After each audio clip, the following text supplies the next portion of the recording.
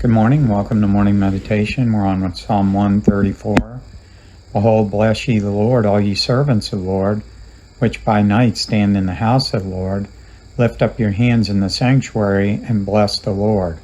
The Lord that made heaven and earth, bless thee out of Zion. When we talk about blessings from the Bible, and of course Psalm 1, blessed is the man, that's not talking about primarily our physical needs being met. That's talking about the blessings of the Lord. What are the blessings of the Lord? Salvation. That's a great blessing of the Lord. The fact that the Lord answers our needs. He's merciful. He's gracious. He loves us. It's even a blessing to be corrected by the Lord. When the Lord corrects us, He does it for our good and for our profit, Hebrews chapter 12 tells us. But you'll notice that it talks about blessing the Lord in His sanctuary. And many Christians today have minimized church attendance. I want to encourage you, it's not the building that's holy, but it is the work that the building is set apart for that makes it holy. The work of worshiping God, the work of learning His Word, the work of worshiping with other fellow believers, the work of sharing our faith, the work of giving unto the Lord. All of those things are part of the sanctuary of God.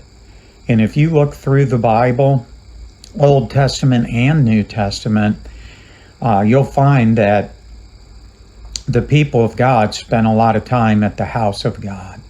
It's amazing to me today. People will show up for picnics, and that's great, and I'm for that. But let's show up for preaching too. In fact, if we don't have any picnics, let's show up for preaching. Let's show up for the missions conference, the fall revival, the spring revival. If you study the Old Testament, God required the children of Israel to go to 6 celebrations a year. And all of those, the Feast of the Tabernacles, the remembrance of crossing Jordan and the Red Sea, different things.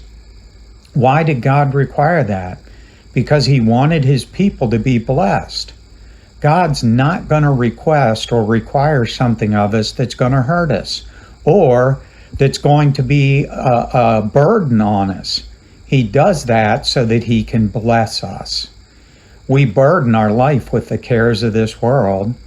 We burden our life with the lusts of the flesh, the lust of the eyes, and the pride of life, having to have more, having to do more, having to be more, rather than putting those things aside and being a blessing to the house of the Lord.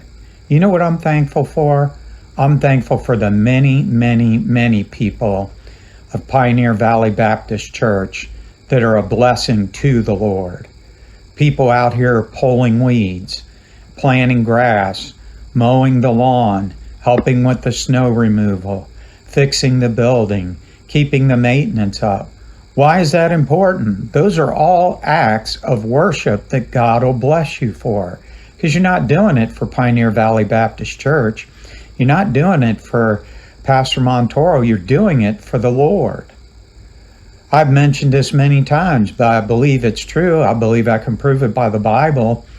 We're the tithe of our treasure, that's our money, our time, that's the time of every week, and our talents, what God's given us talents for. There's some of you that are talented at fixing bus engines. That is not my talent.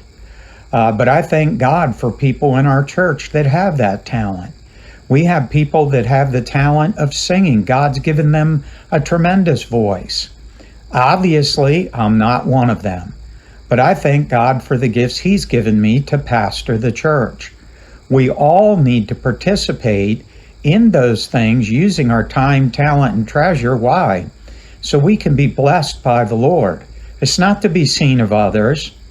Ananias and Sapphira ended up being destroyed because they were trying to be seen of others to be doing more than they actually were doing. And Christian, we want God to see us doing more than anybody else does. And that's where the true blessing is. God bless you and have a wonderful day. Be a blessing to someone today, will you?